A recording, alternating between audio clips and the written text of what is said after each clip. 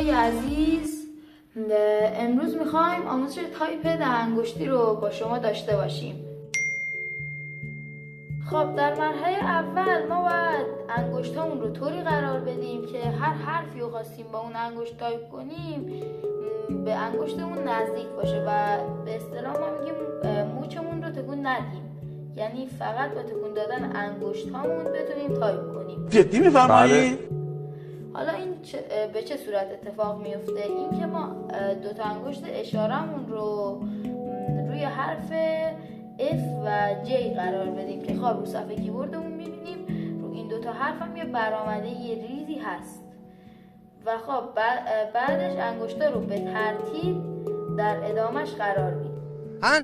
انگشت اشارمون رو روی حرف F و J قرار بدیم که خب رو صفحه کیبوردمون میبینیم رو این دو تا حرف هم یه برآمده یه ریزی هست و خب بعدش انگشتا رو به ترتیب در ادامش قرار میدیم. خب حالا که قرار دادیم ما طبق این عکسی که الان براتون آوردم میبینیم که چجوری باید با هر انگشت کدوم حروف رو تایپ کنیم.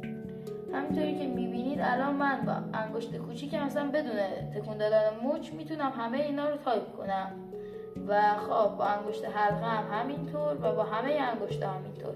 فقط نکته مهم اینه که ما با انگشت اشاره دو تا ردیف رو باید تایپ کنیم، یعنی با انگشت مثلا با انگشت حلقه ما فقط باید W و S و X رو تایپ کنیم، ولی با انگشت اشاره هم باید R هم باید F و هم باید V و T و G و B رو تایپ کنیم و خب با اون یکی انگشت اشارمون هم همینطور.